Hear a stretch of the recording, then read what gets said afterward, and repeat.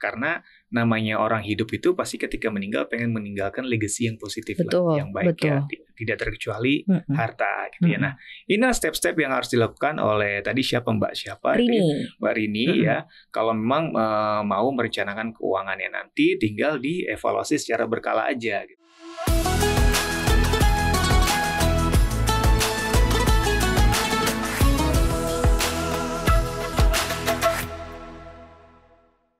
Assalamualaikum Sobat Cuan, apa kabar? Ketemu lagi dalam Cuap-Cuap Ramadan, sebuah persembahan spesial dari Cuap-Cuap Cuan selama bulan Ramadan untuk menemani Sobat Cuan menjalankan ibadah puasa pastinya.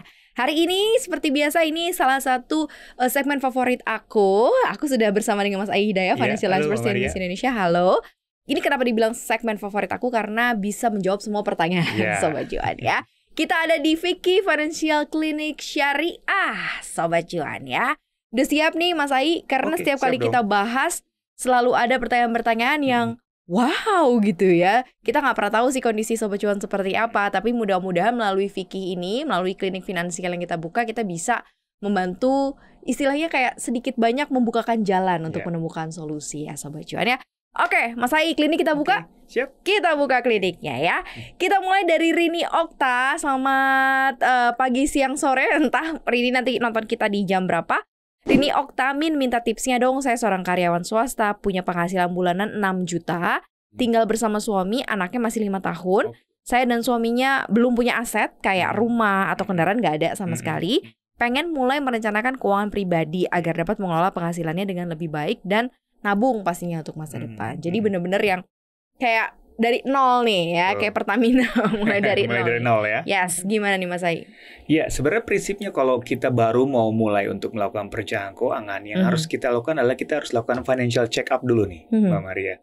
Dari penghasilan kita itu kira-kira cukup nggak ya, dalam arti gini, apakah dalam sebulan itu langsung habis, ataukah ada sisanya, atau justru malah minus gitu kan. Nah, itu kan kita harus lakukan financial check up dulu. Nah, nanti bisa kita lihat tuh pos-pos terbesarnya di mana gitu kan. Nah, setelah kita tahu istilahnya keadaan keuangan kita gitu ya, penghasilan kita, hutang kita dan lain sebagainya, baru nanti kita bikin tujuan keuangannya apa gitu ya. Jangka pendek apa, jangka menengah apa, jangka panjang apa itu ya. Jangka pendek itu biasanya 0 sampai 1 tahun gitu ya. Jangka menengah tuh 1 sampai 3 tahun gitu kan. Di atas 3 tahun tuh jangka panjang lah gitu ya. Nanti dari situ kita list aja apa nih tujuan-tujuan keuangan kita gitu ya. Nah, setelah tahu kondisi keuangannya, tahu tujuan keuangannya, barulah mulai kita step-step perencanaan keuangannya gitu ya. Kalau berdasarkan teori ya, perencanaan keuangan itu ada 6 pilar ya. Nah, pilar pertama yang harus dia persiapkan adalah cash flow gitu ya. Cash flow-nya. Kita lihat cash flow-nya ini minus, cukup atau lebih gitu ya. Nah, jadi dari 6 juta itu akhir bulan nih selalu seperti apa nih? Ada plusnya atau malah minus? Betul, ada plusnya atau minus. Nah, kalau misalkan ternyata masih ada lebih, nah jangan lupa sisihkan untuk dana darurat. Nah, ini penting juga nih. Ya, nah, ini juga bagian dari cash flow, tapi kita gunakan kalau terjadi dalam keadaan darurat gitu ya. Kalau cash flow udah aman, kita lanjut ke step yang kedua, perencanaan proteksi. Kita harus punya asuransi gitu ya. Umumnya adalah asuransi kesehatan dan asuransi jiwa. Itu yang wajib kita punya gitu ya. Kalau mau tambahan misalkan ada asuransi umum, rumah dan segala macam ya boleh-boleh aja kalau selama pendanaannya masih cukup gitu ya. Nah, ternyata masih aman juga nih. Lanjut ke step yang ketiga. Kita mulai investasi ya. Investasi kita akumulasikan penghasilan kita supaya nanti bisa mengalahkan inflasi dan tujuan-tujuan kita itu bisa tercapai lah dari jangka pendek, menengah sampai panjang. Cash flow udah oke, proteksi udah aman, investasi udah cukup ya. Kita harus siapkan step yang keempat itu untuk dana pensiun. Dana pensiun ya. Dana pensiun itu penting gitu ya. Nanti setelah kita istilahnya pensiun atau sudah tidak bekerja lagi, kita ada dana yang bisa kita manfaatkan sampai kita nanti meninggal dunia gitu ya. Nah, dana pensiun sudah mulai oke. Biasanya sih kalau step yang kelima ya, berarti ya kelima itu pajak ya memang. Biasanya umumnya sih emang kalau pajak itu adalah untuk yang sifatnya mungkin pengusaha gitu ya, atau yang pribadi juga ada, tapi kalau yang uangnya mungkin nggak terlalu banyak yang nggak ribet lah gitu ya. Kalau penghasilannya nggak banyak dari sumber-sumber manapun nggak terlalu ribet lah. Biasanya apalagi kalau PTKP-nya masih di bawah ketentuan gitu ya, jadi nggak ribet untuk ngitung-ngitung pajaknya lah gitu ya. Nah, pajak ini kenapa termasuk dalam perencanaan keuangan? Karena memang pajak ini juga bisa istilahnya mereduksi beban kita gitu, beban keuangan kita gitu. Kalau kita bisa efisiensi, kenapa enggak gitu kan? Nah, yang keenam, yang terakhir ini adalah waris gitu ya, Mbak Maria. Karena namanya orang hidup itu pasti ketika meninggal pengen meninggalkan legacy yang positif lah, yang baik ya, tidak terkecuali harta gitu ya. Nah, ini step-step yang harus dilakukan oleh tadi Mbak Rini ya. Kalau memang mau merencanakan keuangannya nanti, tinggal dievaluasi secara berkala aja gitu ya, sudah mencukupi atau belum. Kalau misalkan yang pertama belum cukup ya jangan melangkah yang kedua, sampai cukup dulu baru nanti melangkah kedua, ketiga, keempat, kelima dan seterusnya gitu ya. Emang sangat asik sih sebenarnya ngomongin soal pengelolaan keuangan ya. Jadi kalau cash flow-nya masih negatif ya jangan coba ke step berikutnya ya. Jadi perbaiki dulu. Nah ini kan yang nanya Rini ya. Rini ini kan asumsi aku nih istrinya nih harusnya ya. Tapi kita nggak tahu di sini besaran gaji suaminya berapa. Mudah-mudahan masih bisa dengan tadi step yang disampaikan Mas Ai, kamu dan suami ada double income nih, joint income ya. Jadi bisa tadi langsung naik ke step 2, 3, 4 gitu ya. Kalau mungkin dari kamunya 6 juta, mungkin suaminya lebih dari itu. Jadi step-stepnya bisa lebih cepat ini terlaksananya ya. Tapi kalau dengan kata-kata di sini dia bilang nggak ada aset seperti rumah atau kendaraan nih. Penting nggak sih untuk difikirkan juga misalnya pengelolaan keuangan juga dengan memiliki aset tertentu, Mas Ai? Ya, itu penting banget. Jadi memang aset itu kan tergantung ya. Kalau misalkan aset untuk konsumsi, misalkan rumah atau mobil, ya selama misalkan cash flow-nya udah oke, proteksinya udah oke, mungkin udah bisa tuh mikirin aset. Jadi investasi itu kan salah satunya adalah untuk adalah aset ya. Jadi nanti dari hasil investasi itu kita bisa beli mobil, kita bisa beli rumah yang wajib misalkan gitu ya. Atau aset-aset lainnya yang memang diinginkan oleh Rini dan keluarga gitu ya. Tapi setelah cash flow positif, kemudian setelah emergency fund-nya baik, asuransinya sudah oke, baru masuk ke investasi aset gitu ya. Semangat ya untuk hari ini suami dan anak-anaknya juga ya. Next dari Devi_HK, tips dong Kak cara menghindari terjebak dalam cicilan hutang yang terlalu berat. Oke, kayaknya nih kondisinya kalau aku assume kamu lagi pusing kayaknya nih dalam cicilan yang terlalu berat. Karena kalau cicilan hutang terlalu berat itu bisa berbagai macam faktor sih. Misal cicilannya kebanyakan atau melebihi dan melampaui dari porsi 30%, atau kebanyakan kecil-kecil tapi di mana-mana itu juga pusing sih Mas Ai. Gimana nih Mas Ai? Iya, kadang-kadang penyakit orang kebanyakan itu adalah konsumtif itu ya, atau mungkin kalau kata bahasa anak sekarang impulsif gitu ya. Kalau misalkan ada sesuatu yang bagus beli, ada diskon beli, teman beli apa beli gitu ya. Temen ikut ngantri barang apa ikut beli, FOMO, makan ada tempat makan baru ikut kayak gitu. Padahal kan budgetnya nggak ada. Nah itu kan sebenarnya memang salah satu penyakit yang paling sering membuat perencanaan keuangan gagal nih, makanya konsumtif itu ujung-ujungnya akhirnya kalau nggak cukup dananya kan pakai utang gitu kan. Nah ini yang harus diwaspadai gitu ya. Jadi sebenarnya kalau kita nggak mau berutang gitu, jangan pernah kita belanja melebihi batas lah, intinya kan gitu kan, simpelnya seperti itu. Gimana caranya? Ya kita harus stop konsumtif gitu. Kita batasi aja kalau memang budget untuk lifestyle-nya misalkan 10% atau 20% dari penghasilan. Kalau udah habis ya udah kita nggak usah nongkrong di kafe lah, atau nggak usah makan di restoran, di rumah aja gitu kan. Atau kalau misalkan mau simple lagi pakai auto debit gitu kan untuk pos-pos tertentu gitu kan, sehingga tidak mengganggu pos yang lainnya, misalkan untuk asuransi auto debit, untuk investasi auto debit, misalkan gitu, untuk dana darurat auto debit gitu ya, dana pensiun juga gitu. Jadi sisanya tuh benar-benar yang untuk operasional hari-hari dan untuk lifestyle misalkan. Itu juga salah satu trik yang bisa kita gunakan ya supaya kita nggak terlalu konsumtif yang akhirnya membuat banyak utang. Nah pertanyaannya kalau utangnya udah banyak gimana? Nah ini cicilan dia ya. Utang yang terlalu berat Ya berarti harus mau nggak mau dalam waktu dekat harus ada yang segera dilunasin gitu ya Mbak Maria. Mana yang harus dilunasin dulu? Yang pertama lah utang konsumtif. Nah utang itu kan ada utang konsumtif, ada utang produktif ya. Kalau ternyata ada dua-duanya, utang konsumtif yang harus dilunasin dulu gitu ya. Yang mana dulu nih kalau banyak, ternyata banyak utang konsumtifnya. Ada kartu kredit, ada pay later, ada pinjol misalkan gitu ya. Ada KTA. Waduh, ini repot juga nih. Berat gitu kan. Biasanya sih kalau dari sisi perencanaan keuangan, lunasi dulu hutang yang bunganya paling gede gitu, yang paling gede supaya nggak jadi beban gitu. Karena kalau paling gede itu kan kalau kita lama lunasinnya akhirnya bergulung terus kan, malah jadi makin gede kan cicilannya itu. Nah itu triknya gitu. Jadi lunasi dulu utang konsumtif, cari bunga yang paling gede. Nah, kalau cukup bayar yang nilainya paling gede selanjutnya. Misalkan ada utang 5 juta, 10 juta, 50 juta. Ya kalau bisa yang 50 juta dulu yang dilunasin gitu ya. Dicari mana yang utangnya yang bunganya lebih gede gitu ya. Nah, setelah itu lunas semua, baru nanti untuk lunasi utang yang produktif kalau memang ada gitu Iya. gitu. Cuman utang itu emang harus segera dilunasin, kalau nggak bakal jadi penyakit. Iya benar, utang tuh bisa jadi penyakit ya. Dan gaya hidup itu kan sesuatu hal yang sebenarnya bisa kita kontrol ya kan. Karena bukan kebutuhan hidup. Kalau kebutuhan hidup emang sudah harus dipersiapkan gitu ya untuk makan dan lain-lain. Itu aja masih bisa kita kontrol ya. Kita bisa lebih cari yang lebih murah apalagi untuk gaya hidup. Makanya cuap-cuap cuan tuh ya khususnya nggak pernah bosan-bosan kita selalu bilang jangan pernah over dari pendapatan kamu 30% itu sebagai batasan. Kurang lebih baik, kalau lebih jangan karena bisa jadi penyakit. Benar Mas Ai ya, karena bisa menggali lubang tutup lubang atau menggali kuburan sendiri karena nggak bisa bayar.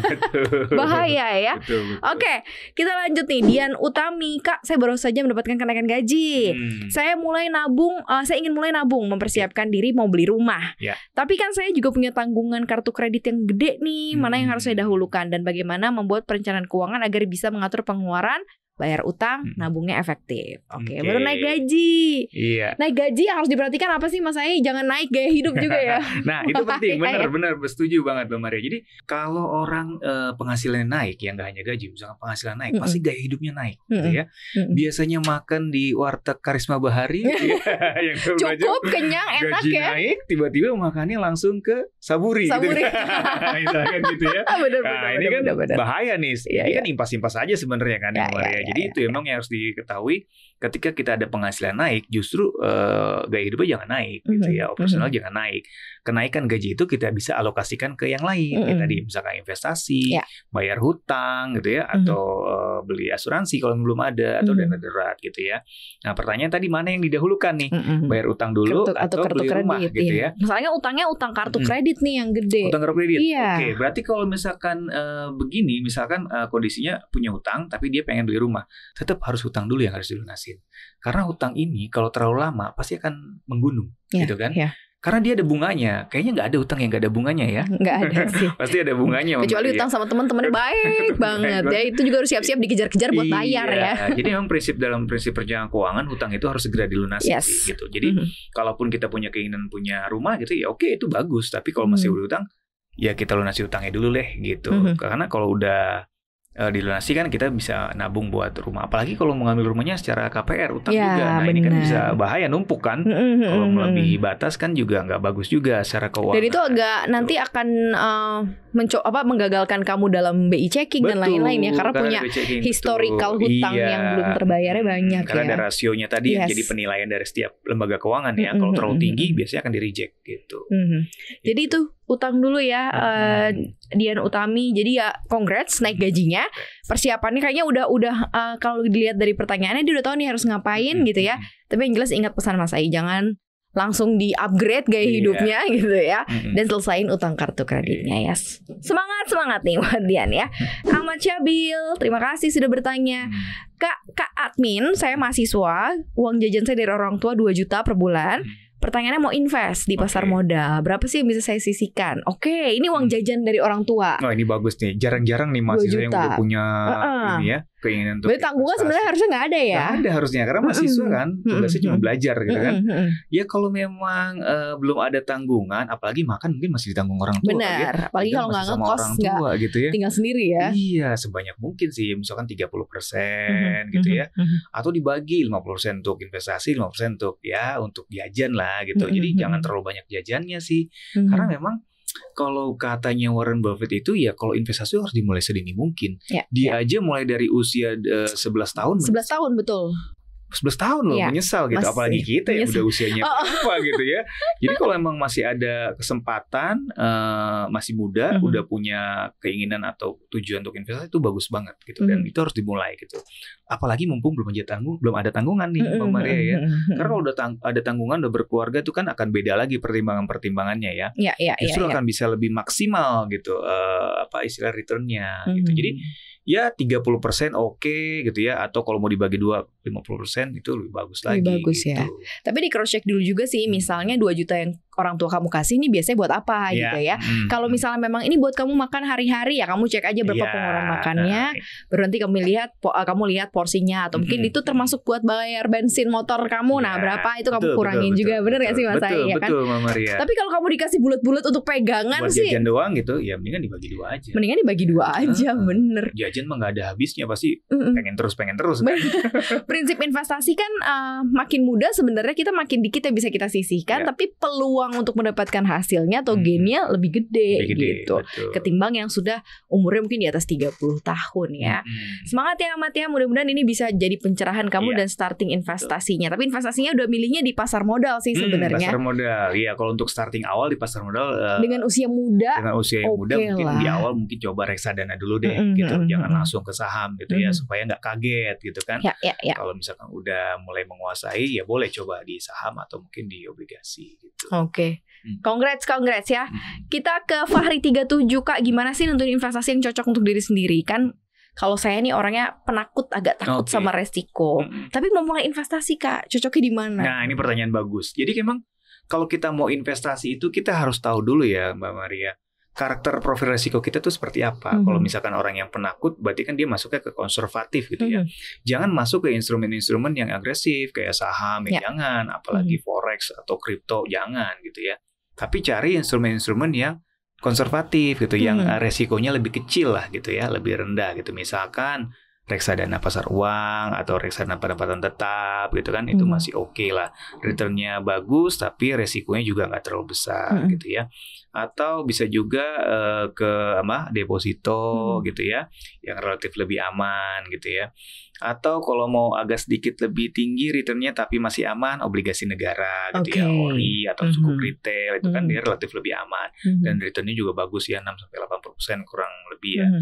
Jadi emang instrumen-instrumen itu mungkin yang cocok bagi orang yang karakternya konservatif ya. Mbak Maria gitu. Karena takut sama resiko gitu ya. Padahal kalau prinsip investasi itu ya high risk, high return, low risk, tetap aja ada low returns, tapi tetap ada risknya gitu ya. Nggak ada satu investasi pun di dunia yang no risk, nggak ada risiko, nggak ada yang no risk. Jadi harus dipahamin di situ ya. Tapi kalau mau coba yang mungkin sedikit menantang gitu ya, mungkin kalau mau tetap punya saham, mungkin bisa pilihnya yang blue chip, masuknya di situ gitu ya. Tapi oke sih, udah ada keinginan untuk investasi ya. Maju terus ya. Dewi Sartika, thank you sudah bertanya. Kak, saya baru nikah, baru mulai kehidupan baru, namun saya masih punya utang sebesar 50 juta. Ini yang nanya soal utang banyak banget ya. 50 juta dari biaya pernikahan. Oke, jadi biaya pernikahannya kayaknya support by hutang sebagian mungkin ya. Income bulanan kita nih kalau digabung cuma 15 juta. Gimana ya rencana keuangan yang jelas nih untuk bayar utang, untuk nabung juga, untuk kebutuhan hari-hari, kebutuhan mendatang, biaya hidup, dan persiapan pensiun. Wah, selamat menempuh hidup baru dengan beban baru. Bebannya langsung dibentuk 50 juta. Nih gimana Mas Ai? Ya, jadi prinsipnya kalau di perencanaan keuangan, rasio utang itu yang sehat itu nggak boleh lebih dari 30% ya, cicilan pembayaran utang setiap bulan ya. Kalau asumsi dia gajinya 15 juta per bulan. Ini udah joint income nih digabung 15 juta. Joint income berarti ya 30% dari 15 juta ya, kurang lebih seperti 3 juta. 4 juta ya, 4 jutaan, hampir 5 juta sih. Hampir 5 juta. Mungkin itu yang bisa digunakan oleh banyak untuk bayar cicilan gitu ya. Jangan lebih dari itu gitu ya. Kalau misalkan lebih dari itu juga bahaya. Makanya kita nggak tahu nih 50 juta ini cicilan per bulannya berapa nih. Iya. Dan minjemnya di mana nih? Minjemnya di mana? Apa minjem ke orang tua, apa minjem ke bank atau gimana ya? Kalau minjem ke orang tua 50 juta, bayangan kita kalau sebulan 5 juta 10 bulan aja kelar.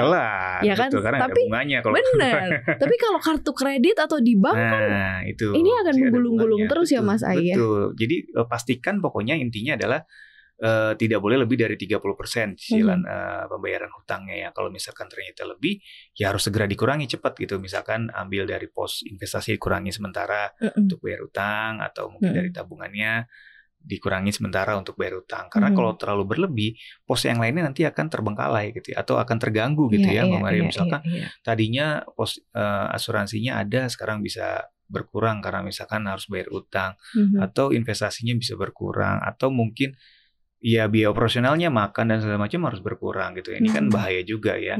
Apalagi kalau utangnya itu ke lembaga keuangan yang bunganya compounding interest ya. Yang menggulung gitu kan. Ini kan bahaya juga ya. Nah, ini makanya harus diperhatikan nih.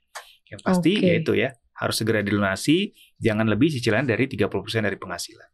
Iya, soalnya lumayan besar sih 50 juta dengan support pendapatan kamu yang cuma 15 juta per bulan ya. Iya. Jadi kalau kita hitungan tadi 30%, jadi kalau dari income per bulannya 5 juta udah nggak bisa dinego lagi ya. Itu benar-benar sudah harus kita anggap mati untuk bayar utang gitu. Iya, gitu kalau mau cepat lunas ya. Iya. Nah harusnya sih memang cepat lunasin ya, karena dia pengen nabung, terus pengen persiapan dana pensiun segala macam ya, harus fokus selesaiin si 50 juta itu dulu ya. Kalau kita punya hutang itu pasti menderita Mbak Maria.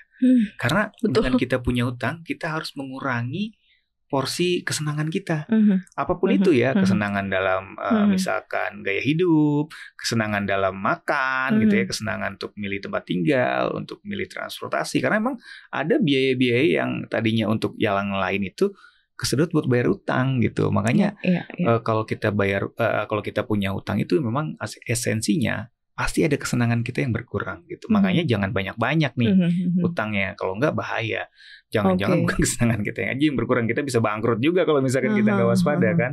Perlu nggak sih Mas misalnya ekstrimnya nih sampai ada mobil dijual dulu deh gitu untuk nutupin hutang, atau ada motor nih untuk sedikit banyak supaya nggak terlalu pokok hutangnya jadi nggak gede-gede banget gitu. Perlu nggak sih sampai harus ada tindakan se-ekstrim ini gitu dengan levelan tingkat beban mereka dan penghasilan seperti ini, Mas Ai? Intinya memang kalau prinsipnya utang itu memang harus segera dilunasi gitu ya. Apalagi kalau hutangnya nilainya sangat besar ya, melebihi kemampuan batas pembayaran kita gitu ya. Kalau kita punya aset, nggak ada salahnya kita jual dulu untuk lunasi utang. Nanti kita mulai dari nol lagi kayak tadi kata Mbak Maria itu. Karena memang utang ini sangat mengganggu perencanaan keuangan Mbak Maria gitu. Kalau kita punya hutang, kita akan semakin sulit untuk melakukan perencanaan keuangan gitu ya. Tapi kalau kita nggak punya hutang, walaupun penghasilan kita sedikit, itu kita akan sangat mudah untuk mengaturnya gitu. Makanya prinsipnya, kalau perencanaan keuangan itu, kalau misalkan sebelum kita masuk ke 6 step tadi, hutang ini harus segera dilunasin memang gitu. Jadi kalau cash flow-nya masih positif, ya udah lunasin aja hutang. Apalagi kalau cash flow-nya negatif, ya mau nggak mau, apapun aset yang ada, kita jual dulu untuk bayar utang itu supaya nanti nggak semakin parah gitu. Karena kan kalau utang itu kan kalau kita minjemnya di lembaga keuangan gitu ya, bunganya itu loh gitu sangat mencekik gitu ya. Dan ini berbahaya sekali kalau kita nggak hati-hati gitu. Coba dilihat-lihat gitu ya, apakah memang ada aset yang bisa disekolahkan dulu atau direlakan dulu gitu ya. Nanti start lagi dari nol. Yang penting beban hutangnya berkurang gitu ya. Karena utang adalah kewajiban ya. Next, ini ada pertanyaan dari Agastya Gustav. Caranya gimana sih Min membangun investasi sosial dan lingkungan yang dapat memberikan dampak positif kepada diri saya? Oke. Ini investasi sosial dan lingkungan maksudnya apa nih? Investasi yang punya teman-teman baik, itu gak sih? Punya teman-teman baik, teman-teman yang mungkin bisa mengajarkan kita jadi ngerti investasi secara real atau gimana nih Mas Hai? Investasi sosial itu kan asumsinya mungkin punya lingkungan sosial yang bagus lah gitu ya, yang sehat lah gitu ya. Nggak toksik gitu ya. Iya, nggak toksik gitu ya. Ya mungkin kita yang pertama dari diri kita sendiri dulu kali ya. Kita juga jangan jadi orang yang toksik gitu ya. Kita jangan jadi orang yang pelit, bukan hanya pelit dari sisi keuangan ya, tapi dari sisi ilmu gitu ya. Dari sisi misalkan bantuan untuk misalkan apa ya, sesimpel kayak kalau ada yang kesusahan kita jenguk, atau ada yang sakit kita jenguk gitu ya. Jadi dengan rasa perhatian, dengan kita tenggang rasa ke sesama, pasti kan nanti lingkungan kita juga akan baik ke kita gitu ya Mbak Maria. Kalau kitanya udah menutup diri, jutek gitu ya, pelit ya gimana mau sosialnya baik ke kita gitu ya. Ya itu yang pertama dari diri kita sendiri dulu ya. Yang kedua mungkin ya kita bergaul sama orang-orang baik kali ya Mbak Maria. Jangan kita masuk ke lingkungan yang lingkungan yang kurang bagus gitu ya. Misalkan kita mau pinter tentang keuangan, ya kita masuk ke lingkungan orang yang komunitas keuangan, misalkan komunitas perencanaan keuangan, komunitas investment planner kayak gitu ya. Jadi nanti kita lingkungannya juga akan mau nggak mau akan baik. Dan memang kita harus invest sih kalau untuk masuk ke lingkungan tertentu gitu ya. Ya mungkin ada investasi uangnya juga gitu ya. Walaupun itu juga nantinya bisa berbalik ke kita gitu. Benar. Meskipun mungkin tidak secara langsung gitu ya. Jadi memang harus kita yang men-screening juga gitu ya, Mbak Maria, dan tergantung kita nih mau di lingkungan yang seperti apa. Bener, gitu. setuju Kan sih. kita nggak tahu nih si masnya pengen lingkungan yang seperti apa gitu. Karena kita berpikir investasi kan sifatnya semua berbau uang gitu ya, cuan dan lain-lain. Tapi kita lupa nih bahwa memang sekitaran kita ini adalah sebuah wujud bentuk yang paling dekat untuk kita lebih menginvestasikan diri kita di situ ya. Makanya kan kalau kita milih teman, milih lingkungan yang bisa bikin kamu lebih bertumbuh. Betul. Gitu ya. Kadang lebih baik jadi orang yang paling bodoh di tengah orang-orang hebat gitu, karena dia akan mensupport kamu sedemikian rupa dan kamu bisa akan sama kayak mereka gitu ya. Ketimbang jadi orang bodoh di antara yang bodoh-bodoh juga gitu, karena dia akan merasa bahwa nggak apa-apa, gue juga kayak gitu kan. Jadi kayak ya pinter-pinter memang. Ini pertanyaannya oke juga nih Agastya Gustaf ya.